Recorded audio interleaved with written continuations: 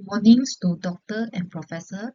My name is Sydney, and today I would like to present my seminar entitled Vaccines. My seminar content will include introduction, vaccine history, types of vaccine delivery system, challenges in the vaccine development, latest development in the vaccinology, vaccine clinical trials, and conclusions. What is a vaccine?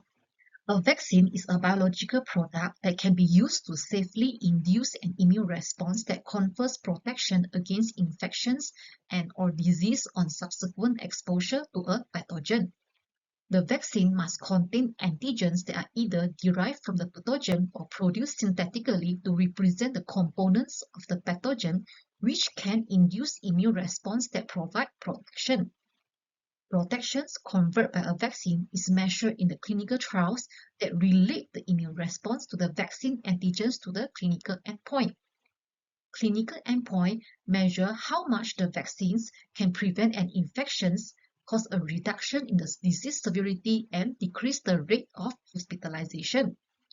Vaccination is one of the most important cost-effective measures for controlling and preventing infectious diseases, being responsible for preventing millions of deaths worldwide every year.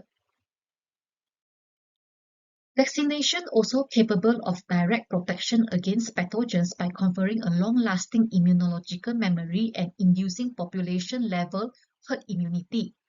Herd immunity is achieved when a large portion of populations got vaccinated and immune to an infection, thereby protecting a small population that are not able to vaccinate, such as the immunocompromised individuals. Since the establishment of national programs for immunization in the 1960s, vaccines have transformed the public health. The World Health Organization (WHO) estimated that 2 to 3 million lives are saved each year by current immunization program. The success of the smallpox eradication is one of the best examples of the vaccine efficacy. In future, vaccines have the potential to be used not only against the infectious diseases. It can be used for cancer as a prophylactic and treatment tool, and for elimination of allergens and autoimmune diseases. The term vaccine was first described in the 18th century by Edward Jenner, the father of immunology, who created the smallpox vaccine. 80 years later, Louis Pasteur introduced the attenuated vaccines and first vaccines against rabies and cholera in humans. By the mid of 20th century, after the introduction of Oxford vaccine, the first generation of vaccines were developed. Advances in the lab technique allow the cultivation of viruses on the chorioallantois membrane of the chick embryo and the development of the influenza and yellow fever vaccine. In 1950, polio vaccine was first developed, followed by Haemophilus influenza vaccine, which developed in 1985, hepatitis A vaccine developed in 1982, rotavirus vaccine in 1988, HPV vaccine in 2006, Ebola vaccines in 2019, and COVID-19 vaccines, which first developed in 2020. There are several vaccine platforms used in vaccine development. These include live attenuated virus vaccine, inactivated virus vaccine, viral vector vaccine, protein subunit vaccine, and nucleic acid vaccine. Live attenuated virus vaccine uses genetically weakened virus strain to stimulate immune response. This type of vaccine shows good efficacy and the immunity can last a long time. However, the major drawback of this type of vaccine is safety concern, as the attenuated virus strain may revert back to its pathogenic form. Thus, this vaccine is not suitable for immunocompromised individuals. Inactivated virus vaccine employ the virus that is inactivated using physical or chemical agent. As the virus is inactivated, this type of vaccine shows poor efficacy and the immunity lasts a short time. Therefore, this type of vaccine usually requires multiple doses to enhance its immune response. Viral vector vaccine uses viral vectors such as adenovirus or rhinovirus by incorporating the genes that encode the antigens from the pathogen into the viral vectors. This type of vaccine show good efficacy and immunity can last a very long time. Viral vector vaccine can also stimulate cellular immune response, thus this vaccine does not require adjuvant. In protein subunit vaccine, protein fragments or the peptide fragments from the pathogen is used to stimulate immune response. So the protein fragments show a very poor immunogenicity. This vaccine show poor efficacy and the immunity lasts a very short time. Thus, protein subunit vaccine usually require adjuvant to enhance its immune response. Nucleic acid vaccine uses genetic material such as DNA or RNA, introducing them into the host cells, allowing for the synthesis of antigens in their native form. This type of vaccine usually show good efficacy and the immunity lasts a very short time. Thus, multiple doses is required to enhance its immune response. The schematic diagram here shows the immune response generated after immunizations with protein antigen. The vaccine is first injected into the muscle. The vaccine antigen is then uptake by the dendritic cells, which is activated through the pattern recognition receptor PRR by the danger signals in the adjuvant. The peptide vaccine antigen is then presented by the MHC molecules to the T cell receptor TCR, which cause activation, differentiation, and proliferation of the CD4 T helper cell. This CD4 T helper cell then activate the B cell through the B cell receptor BCR, which cause proliferation of the B cell, resulted in maturation of the antibody response. Production of the plasma cell also cause the antibody productions against the protein antigens, which cause increase in the serum antibody level. Memory B cell also produce, which contribute towards the immunological memory. Long-life plasma cell also secrete antibodies for long-term immunity. The CD4 T helper cell also activate and proliferate the CD4, CD8 T effector cells, which help to enhance the elimination of the infected cells. Some of the vaccine platforms, such as the protein subunit vaccine, require adjuvants or delivery system to enhance its immune response due to its poor immunogenicity properties. Nanoparticles such as the virus-like particle, liposome, IceComb, polymeric nanoparticle, and the non-degradable nanoparticle had emerged as a potential delivery system for drug. Advantages of using nanoparticles as a vaccine include: it enables directed site target delivery. It also allows prolonged release of the antigen, thus increase the immune system exposure. It also prevents the degradation of the antigen rapidly upon administrations. Nanoparticle also able to induce cellular immune response. The virus-like particle VLP consists of assembled viral envelope without the viral RNA. It is engineered to express the antigens.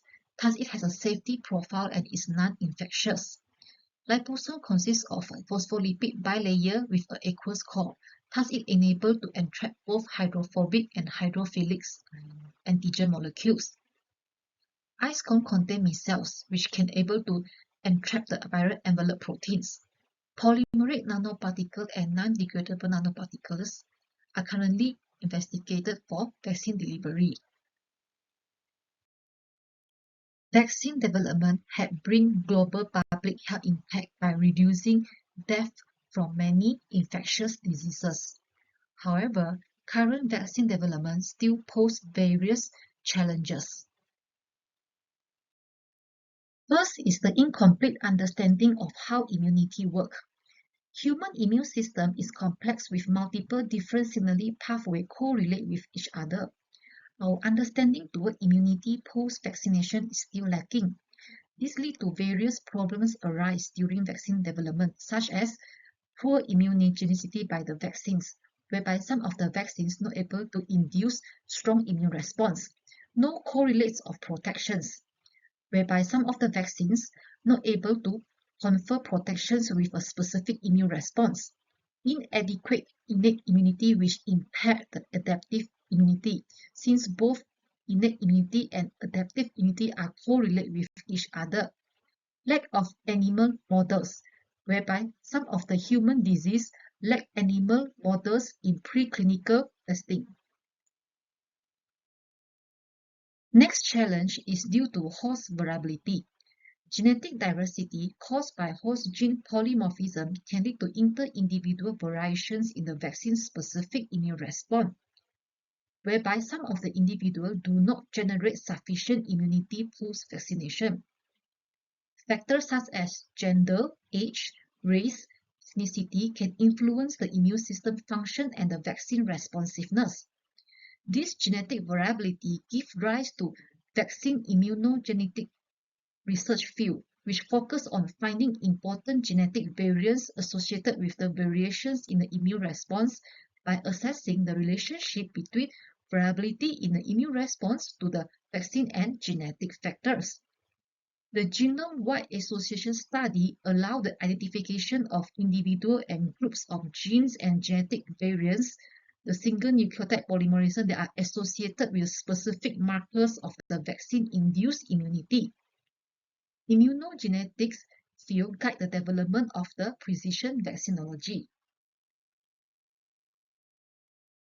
Next challenge is due to pathogen variability. The diversity sequence among the pathogenic virus strains give rise to major challenge in vaccine development. For example, antigenic drift or shift shown by the influenza virus can lead to frequent alteration of the antigens in the influenza virus, which rendered the influenza vaccine ineffective and require reformulation constantly. Plasmodium falciparum, the protozoa responsible for malaria, also demonstrated a complicated life cycle during which the large segments of the genome are turned on and off alternately. Together with its life cycle stages, can affect the type of immune response that is required to combat the pathogen. Mycobacteria tuberculosis also possess large and complex genomes where its immunologic targets are hard to identify. Thus, it is very difficult to develop an effective vaccine to deal with. Pathogens with rapid mutation rates such as HIV and HCV also show rapid alteration of antigenic target shift. All these pathogen variability factors have complicated the process of vaccine development targeted towards the pathogen. Vaccine safety is also another issue that raised the public concern.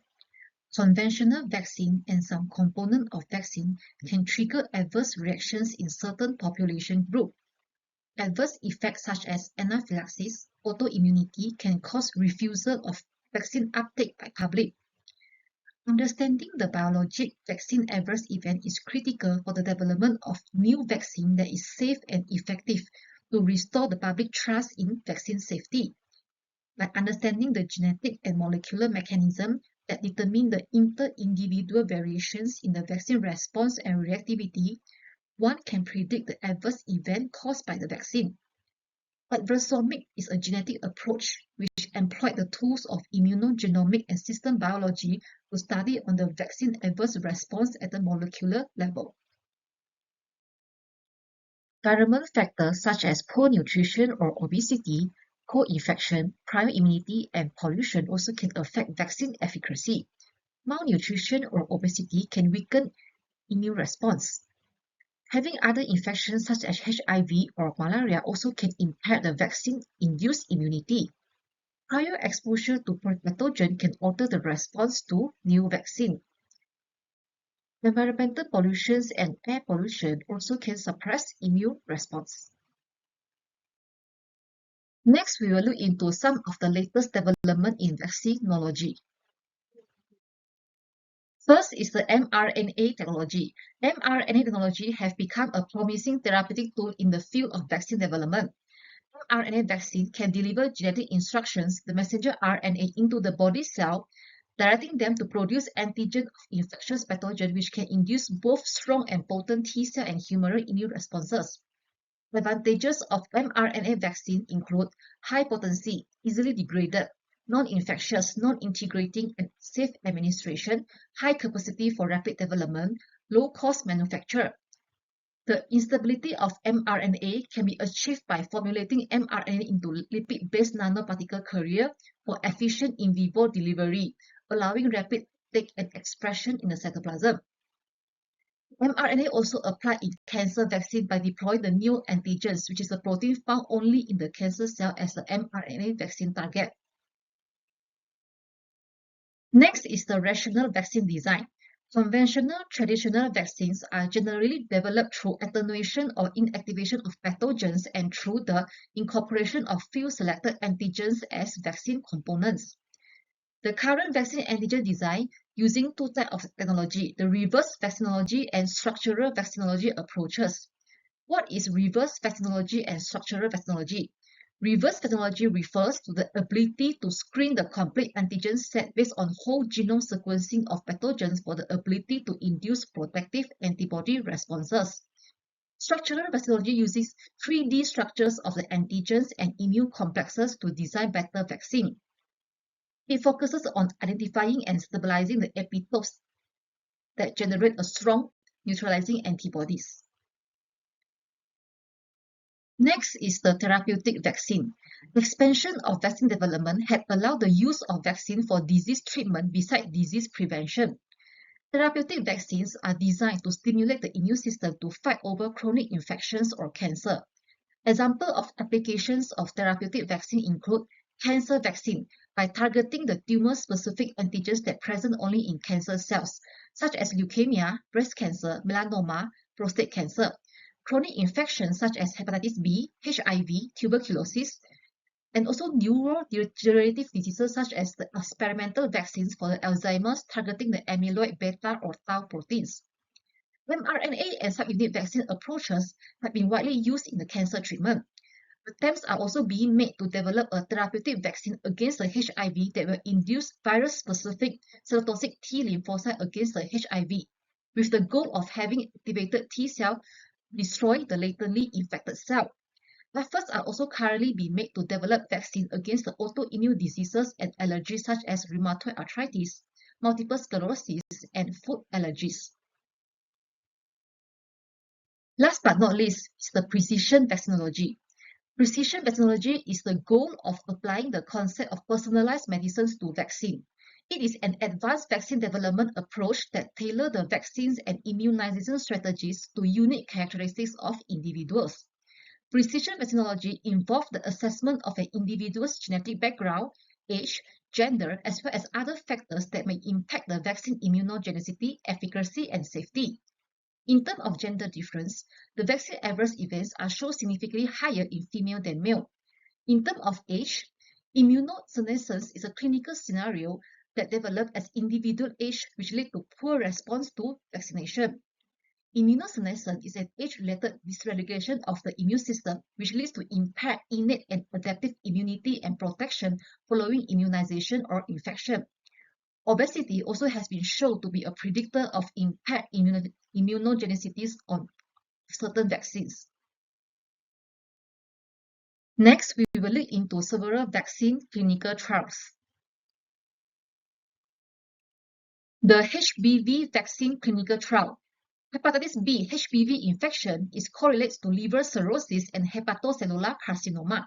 The new therapeutic vaccine for chronic HBV, Thurvec-B, led by Helmholtz Munich, is now being evaluated in clinical phase 1b/2a trial with first patient enrolled in June 2025.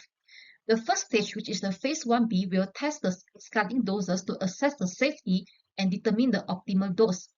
The second stage, phase 2a, will then evaluate this dose in a larger patient group, focusing on how well it stimulates the immune system to control the hepatitis B virus.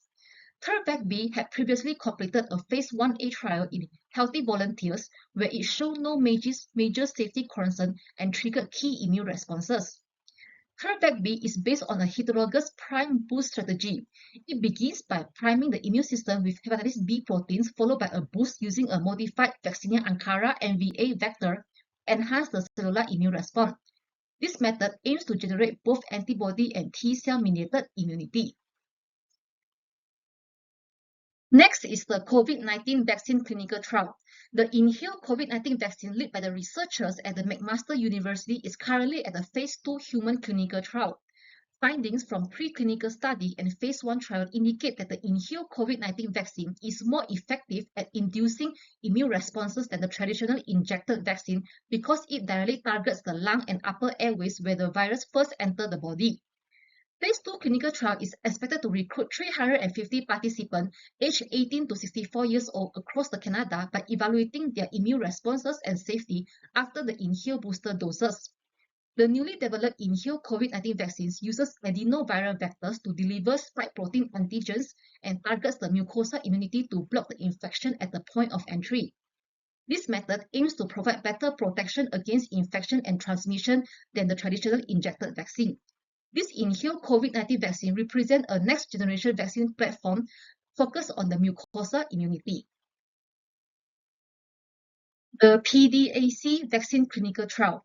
The pancreatic ductal adenocarcinoma (PDAC) mRNA vaccine conducted by the Memorial Sloan Kettering Cancer Center had done the phase 1 clinical testing on 16 PDAC patients. The PDAC mRNA vaccine employed similar technology to COVID-19 mRNA vaccine developed by the BioNTech. RNA technology can train the body's immune system to recognize and attack the neoantigens, which are the proteins only found in cancer cells. Results from the phase 1 clinical trial show 8 out of 16 patients developed the robust T-cell responses to their unique tumor antigens. Those who responded also had a longer recurrence-free survival than non-responder. PDAC mRNA vaccine is also proven safe and well tolerated. This vaccine is currently on phase 2 clinical trial testing. In conclusion, vaccines remain as a powerful tools to fight off emerging infectious diseases, tumors, and chronic diseases. However, development of vaccine is a laborious process which requires to undergo various clinical trial phases to ensure its efficacy and safety. Despite various challenges encountered in vaccine development is progressing toward advanced approach employing various modern strategies. Here is my reference. More references that I refer to. That's all from my presentation. Thank you for listening.